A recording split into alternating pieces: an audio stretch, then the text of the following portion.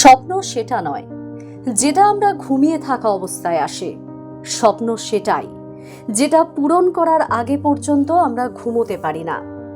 এই কথাটা যিনি বলেছিলেন তিনি গোটা ভারতবাসীর স্বপ্ন পূরণ করতে চলেছিলেন আগামীতে, যার বলা প্রতিটা কথা মানবজাতির জন্য শিক্ষণীয়।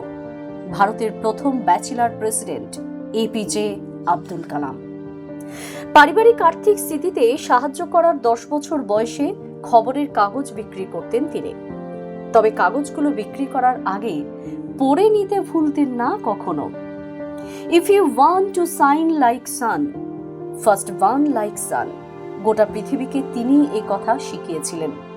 তিনি যখন ক্লাস 5-এ পড়তেন, তার বেস্ট ফ্রেন্ড রামনাথা শাস্ত্রী, যিনি একজন ব্রাহ্মণ পরিবারের সন্তান ছিলেন, তার সঙ্গে ফার্স্ট বেঞ্চে বসতেন। একদিন এক নতুন শিক্ষক এসে একজন মুসলিম ছাত্রকে হিন্দু ব্রাহ্মণের সঙ্গে বসতে দেখে আব্দুল কালামকে পিছনের বেঞ্চে পাঠিয়ে দেন।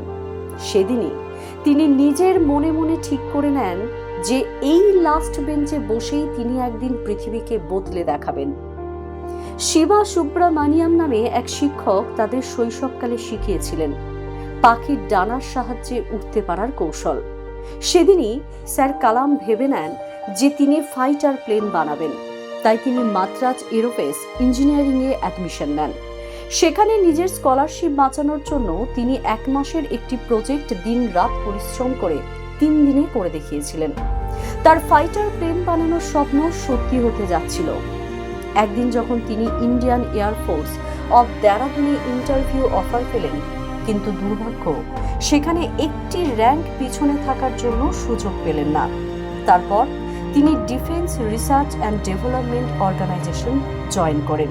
কিছুদিন পরেই তাকে স্পেস সায়েন্টিস্ট বিক্রম সারাভাইয়ের the Indian national committee for space research promote করে দেওয়া হয়। তার হাত ধরেই ভারতের প্রথম রকেট মহাকাশে যায়। প্রথম স্যাটেলাইট মিশন ফেলিওরের পরেও তিনি হার মানেননি। একের পর এক সাফল্যের সাথে এরপর মহাকাশ বিজ্ঞানে ভারত অন্যান্য দেশের সাথে 6ষ্ঠ স্থানে এসে যায়। 1981 সালে পদ্মভূষণ এবং 1990 সালে তিনি পদ্মবিভূষণ উপাধি পান। ভারতের মিসাইল ম্যানের তখনও একটি বড় মিশন বাকি ছিল।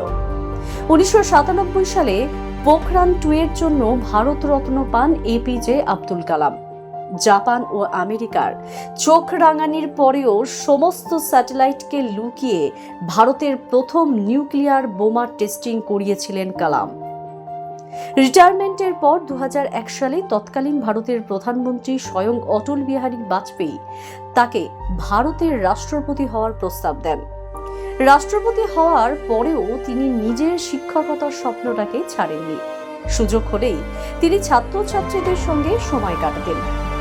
হৃদরোগে আক্রান্ত হয়ে 2015 সালের 27 জুলাই তার মৃত্যুর দিনও তিনি IIM শিলংয়ে পড়াচ্ছিলেন। তিনি বলেছিলেন, তাকে যদি মানুষ একজন ভালো শিক্ষক হিসাবে মনে রাখেন, তাহলে সেটাই হবে তার জীবনের সম্মানের। আজ এই মহান মানুষের মৃত্যুদিন। Learning gives creativity. Creativity leads to thinking. Thinking provides knowledge. Knowledge makes you great. The সহজ পাঠ, সহজ কথা, সঠিক তথ্য।